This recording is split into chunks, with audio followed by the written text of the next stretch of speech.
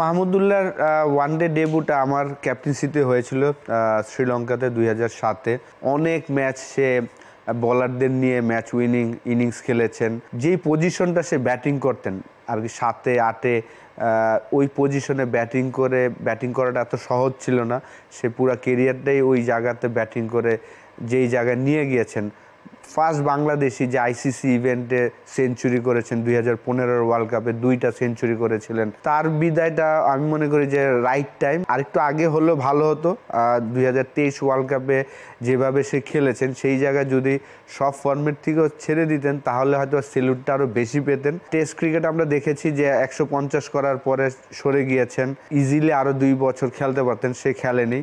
কিন্তু white ball ক্রিকেটটা সে চালু রেখেছিলেন। 2023 ওয়ার্ল্ড কাপও ব্রিলিয়ান্ট খেলেছেন, 50 over world cup. Tamim, Shakib, Mushfiq, Mashrafi, তাদের যেভাবে আমরা প্রাধান্য দেই, মাহমুদুল্লাহকে হয়তো আমরা ওইভাবে দেওয়া হয় না বাংলাদেশের মানুষ বলেন বা সব জায়গায়।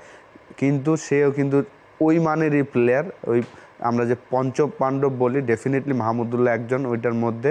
কিন্তু তার আইসিসি ইভেন্টের রেকর্ড কিন্তু অনেকগুলা।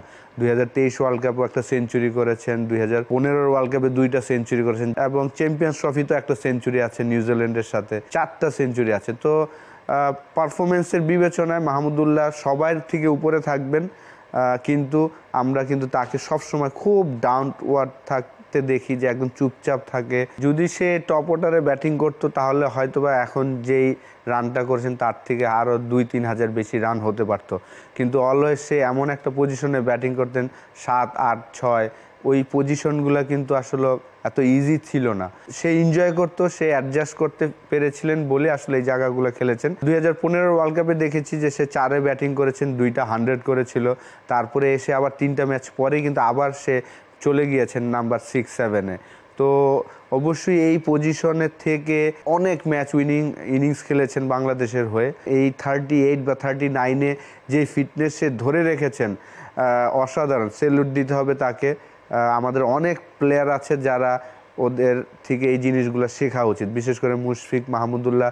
তারা যেভাবে তাদের জাস্ট ক্রিকেটটা নিয়েই চিন্তা করে গিয়েছেন লাস্ট 18-20টা বছর, তাদের এই জিনিসগুলো দেখে আমাদের ফিউচারের প্লেয়াররা হয়তোবা অনেক ভালো সার্ভিস দিবেন, এটাই আশা থাকবে। হয়তোবা ওয়ানডে ক্রিকেট থেকে বিদায় নেবেন চ্যাম্পিয়ন্স ট্রফির পরেই। আমি আশা করব যে চ্যাম্পিয়ন্স ট্রফিটা যেন কেরিয়ারের সেরা একটা মুহূর্ত করে রাখতে পারেন, বাংলাদেশের জন্য যেন কিছু একটা করে দিতে পারেন, এটাই আশা থাকবে।